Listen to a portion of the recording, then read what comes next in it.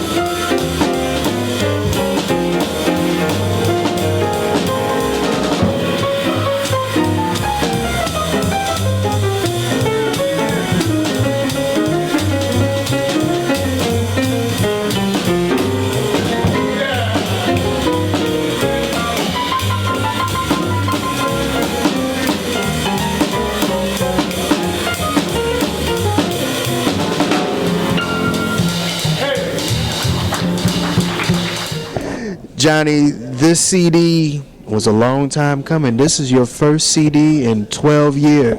Well, they say 12 years. I think it was a little less, maybe about 10 years. Well, I guess close to 12, you know. Actually, we hadn't planned on this. Actually, this CD was just really a session, really. We didn't plan this. It just came and recorded on Sunday night. But it turned out to be good because the guys that work with me, we sound like a band. You don't hear that too often now. And we was very much in the moment. It was not planned at all. Sometimes those are the best projects when you just do them right then, you know, without all this planning and being too particular. Just going and playing, have some fun. And that's what I love about this CD, the spirit of it. Because musically, a lot of times we are our own worst critics, so we never really satisfied. Sometimes with our playing, we thought we could have done it better. But you can live with the spirit of it if it feels good. That's what's important, and it feels good. We had the Holy Ghost in moments there, Plus, it's also, we did a variety of tunes from modern to gospel to pop, so I'm happy with it. I'm happy with the CD, yeah. This is, we can plug this also. You play every Sunday night at Smalls. Every Sunday night. In fact, when I moved here in 2010, June of 2010, Spike hired me about a week after I moved here to play. I first initially was playing the late night, playing solo piano, and so I kept saying, Spike, why don't you give me a prime time slot, maybe like in the mid evening? I think we can really do something, because that was his spot. He was playing at 10 o'clock, so he decided, okay, let's do a switch. So it's now history. Now it's the spot place to be on Sundays.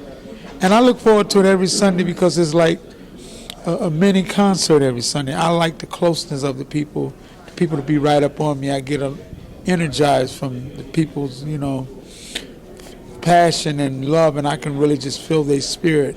And that's what energizes me as an artist. When I go in the bandstand, I don't go with a plan. I never know what I'm going to play until I'm up there. I'm in the moment. I don't like not being in the moment, That's what jazz is all about, spontaneity, And it comes, like as Art Blakey said it best, it comes from the creator to the artist to the musician, through your mind, through your soul, through your hands. So, and I love it, It's nothing like, jazz is the highest level of performance, and it's endless, all the possibilities, with this America's only true art form. No America, no jazz. Ooh, yeah. Johnny, you are maybe a handful of musicians that are bringing the trio along with the vocal back. I have to look at people like Freddie Cole, who's carrying the tradition of what his brother did, and then I also have to look at Andy Bay. How does it to hold an audience with just your spirit, but also the songs and the stories that you bring with this? Well, the songs that I've lived, people always ask me, where do I get my songs and why do I choose the songs that I do, is because I can relate to the lyric and really actually feel them.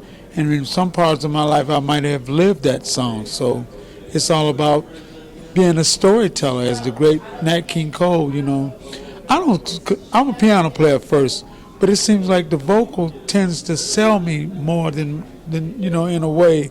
People can always relate to lyrics. And I tell you, I'm very fond of lyrics because I think if you know the lyrics, it makes you have a better sense of what the composer felt when he wrote the tune, and it makes you develop a better sense of dynamics, and it makes you be able to caress the melody because you know the lyrics. See, I've always been a lyricist, and my reason that I'm singing more now, because I remember years ago I was playing a hotel gig out in Wichita, Kansas, and Joe Williams came in one night, and I used to just play on my gigs. I didn't sing much.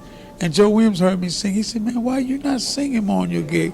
He said, man, you are really one of the singers of this generation. You're the real deal. He advised me to start singing more, and that's why I'm doing. I've always had a love for vocals because my dad was a great singer. So I grew up with that, with all the standards.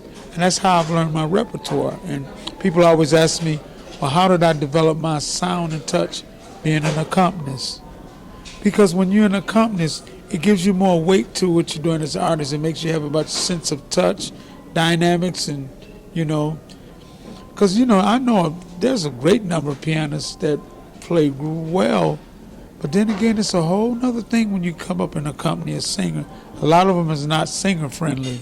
Because I'm going to tell you, I don't think the pianists don't like to work with singers, but they are intimidated because singers can really hang you. And I'm saying that because a singer might sing a standard tune but may not do it in the original key, so you have to transpose readily. And a lot of times guys can't just play them in any key. They have to sit there and try to figure it out, But man, I give all the credit and glory to singers. It's helped me, it's enabled me to become the player I am, playing behind vocalists. I give them all the credit, more than instrumentalists. You know, it's funny you said that Joe Williams encouraged you to sing. That's pretty much what happened to Nat King Cole. Right. Someone told him he wanted him to hear him sing a song instead of playing it, and that's pretty much how his career took off. That's right. Well, Joe Williams told me I'm a blues. Bro, Joe Williams, baby, you can really shout the blues, O'Neal. He said, man, and tell your story. And a couple of times in passing, we've shared the stage together and tore it up. Just I was honored to be on stage shouting the blues with Joe, you know. And the blues is a way of life. As that cliche goes, you don't know what love is until you learn the meaning of the blues. Because all the hurt and pain and things that you live is what neutralizes your soul that gives you the validity to be able to sing the blues, you know. Charlie Parker was the king of the blues. That's what made his bebop so great. It was blues, you know. You cannot lose when you got the blues. You know. Whether you are here or yonder, whether you thought of truth, whether you remain or wonder, I'm growing fonder of you. Even though your friends forsake you, even if they don't succeed, would I be glad to take you, give you the break you need.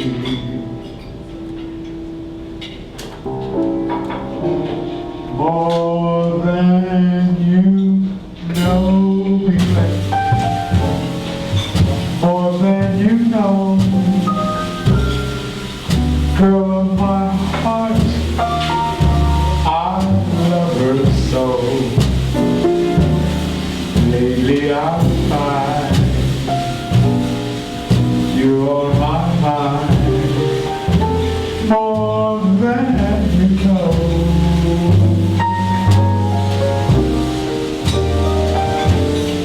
Maybe I'm right. Maybe I'm wrong,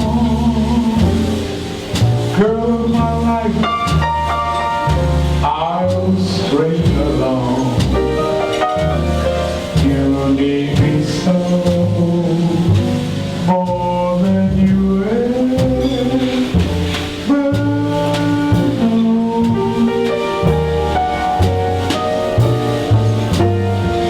Loving you the way that I do, there's nothing I can do about it. Money may be all I can give, but honey, I just can't live without it. Oh, how I would cry. Oh, how I would sigh if you grew tired and say goodbye. More than I'll show, more than you ever, more than you ever know.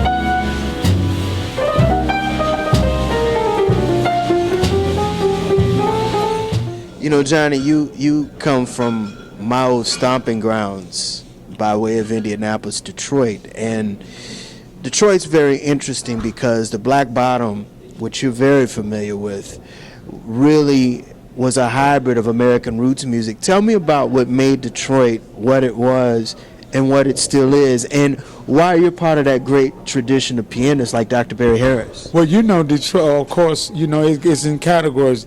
It's Detroit, Philly, and Pittsburgh. Detroit is the mega place. That's where all your innovators, imitators, and simulators come from. Detroit, Michigan. I'm honored. People don't even have to know you as a player. But if you say you from Detroit and you're a musician, they have the respect because there go another Detroiter that can play his ass off. Detroit is all, and as I understand, a lot of the guys back in the day all used to come to Detroit and migrate there for a while to learn from the Detroiters. Miles, and if you look at the history of the music, a lot of those innovators' wives, they met in Detroit, believe it or not. Most of them wives are from Detroit. Did you know that? Yes. A lot of truth to it, yeah. A lot of Milt Jackson, the list kind of goes on. A lot of them met their wives in Detroit back when Detroit was really popping back in the 50s, I was initially started out as a gospel player. So when I made the transition over to jazz, I left for a year and I came back playing jazz. People would say, "Oh, Neil was playing jazz." I couldn't believe it. It was pretty much easy for me to play jazz because it was hereditary for me. My dad, I grew up on all them records, and I didn't like jazz as a kid. I didn't like it. I didn't understand it, but I guess my mind was a sponge. I was absorbing it more than I realized, because when I started to play jazz, I could remember all them records that I heard, you see, And I'm still a student when it comes to just this music. Every time I sit down at the piano, it lets me know how much I don't know. When I think about all the gladiators, as I would call them, that came before me, it keeps my humility totally in check. And Detroit is one of the most influential cities in the world where your innovators, especially home of great piano players, from Barry Harris, Tommy Flanagan, the list, Kirk Lightsey, Hugh Lawson, Terry Pollard. I mean, the king of piano, and I'm proud. I'm glad to be recognized among those great innovators. I'm just passing on. I come at the tail end of an era where I was fortunate enough to have played with the masters. So all I'm doing in this generation is passing it on, what they paved the way for me to do, being on stage with all the great ones. Actually, when I was playing with them guys, they was in my age group, which I'm in my late 50s. They were in their 50s in the prime of their lives at the time. I was in my 20s. So history just repeats itself, So I'm passing on. People ask me all the time, "Well, Johnny, why don't you ever play with a lot of the guys in your peer group?" Because I think the future belongs to the youth. I was given opportunity when I was young. I'm just giving back. Plus there's something about the reservoir of vitality the young people have, because they keep me on my toes. They throw things at me that keeps me feel challenged, and I love it, And they feel they learn a lot from me, but it's a reciprocal admiration that I feel for the youth for as well, I learn from them as well, Johnny, everyone has been worried about you, and this record really kind of put a lot of people at ease. You dealt with illness, you dealt with dealing with your mom, and also kind of bringing back the spirit of the music again. Why did you decide to come back now versus, you were gone for 20 years? Well, I used to come back occasionally, just visit. I would come back for like a week vacation. But, I'm so glad now. I can't think of any place I would rather be now than New York. And thanks to my son, he was the one that said, after I had put my mother in a nursing home, my son said, "Dad, why don't you go back to New York? New York needs you." I said, "New York?" I gave it some thought. He said, "I got a place. You could just take it over. I'm moving with my girlfriend." I said, "Okay, I'll go back." Look, I'm here now. I'm here to stay. Oh, yes. And I noticed since I've been in New York, when I go out of town and play engagements, I can't wait to get back. I'm on the first thing coming back after the gig is over. Unlike when I was in Detroit, other places, sometimes I may not even come right back. I'll, stay, come back 3 or 4 days later. But New York, I come immediately right back. Can't wait. You feel like you're missing something if you don't come right back to the city, And it felt so good today. It just felt so good to play in Harlem today. I loved it. It took on a whole different demeanor, spirit for me playing in this wonderful, Harlem is great. I'll tell you, one of the most gratifying moments I remember of Harlem when I played at Gramps Tune. I would love to be able to do that That was one of the best gigs I ever had up there at Gramps Tune, it was just the best. I played there twice. I did play there with Art Blakey and Milt Jackson with Dizzy. It was just like bam. you know. But New York, I'm very grateful, that they did this featured article on me. My health now is back undetectable. I give God all the praise. I'm grateful to be here. 'Cause it's been a few times that people didn't think I was gonna make it. But I'm here to talk about it right now and to converse with you. Loving it.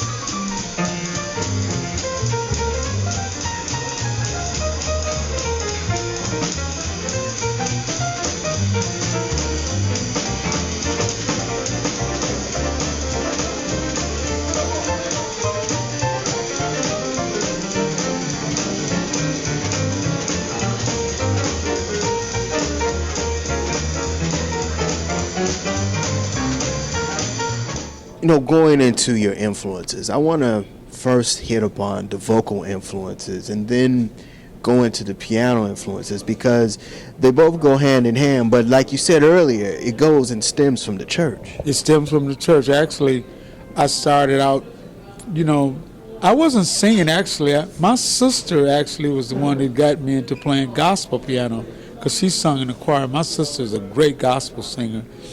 And I remember when we were in high school, we used to win all the competitions at that time because when we were coming up, they used to sing along with records, and sometimes the records would scratch. But see, I would go up and play live, and so we would always win the competition. $100 back in the early 70s was a lot of money, first prize. Gospel was still my first love. That's why I always add gospel to my shows, but sometimes I have to put gospel toward the end of the set because it's hard to follow it. I mean, I want to share an experience and a story. I remember when I was with Blakey, we were in New Orleans, and it was just two groups on the bill that particular day. It was a gospel choir from Philly and our Blakey and the Jazz Messengers. So I advised, I wasn't the musical director, but I said, Art, I think we should go on first because we're not going to be able to follow that choir. He said, no, we the messengers, we got a spiritual message. Man, that gospel choir came on, man. They cut us a new asshole, man. Imagine they was from the hood too, from Philly, man. They tore the place down. We come on behind them, half the joint emptied out. And then Art turned to me, well, call some tunes and see what, nothing worked. You can't, two things is hard to follow is gospel and blues, I don't care. You cannot follow it. You just can't do it. Especially gospel, you know. And you know, another thing, there have been some jazz pianists that have incorporated that in it. Cyrus Chestnut, as you know. I just love him. That's one of my very dear friends, Cyrus. Boy, he's one of my young heroes, man. I have a high respect for Cyrus. Touch, yeah, he's from Baltimore. They known to have them great gospel players out of Baltimore, you know. Ramsey Lewis did it. Ramsey Lewis, absolutely. I know Ramsey Lewis, you know, another great gospel player. Right.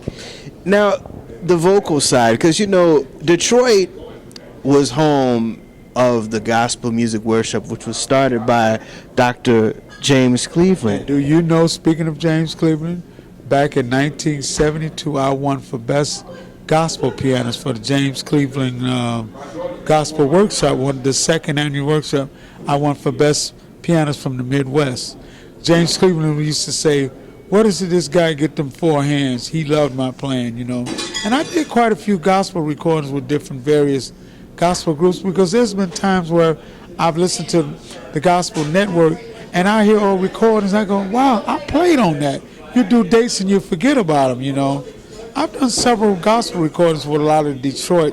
They were known for having the best choirs as well, too, you know. So I used to play for a lot of independent gospel choirs.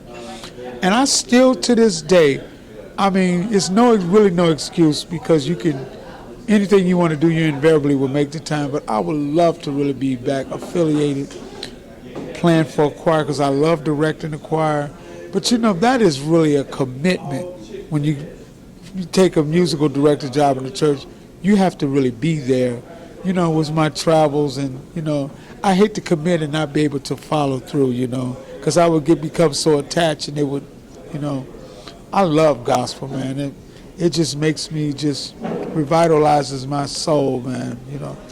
That'll do it again for another edition of the Pace Report. I'm Brian Pace, reporting live here at Miss, here in Harlem, New York.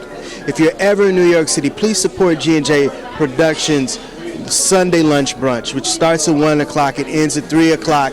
And here you can hear some of the most important and iconic jazz artists, as well as up-and-coming jazz artists, perform, as well as eat a hearty meal for a reasonable price. I'd like to personally thank the legendary Johnny O'Neill for his time, as well as the staff and management here at Miss for their warm hospitality. As always, please visit my website, www.thepacereport.com, for my weekly column as well as my past segments. Until next time, remember, if it's in the groove, it'll make you move. Till next time, peace.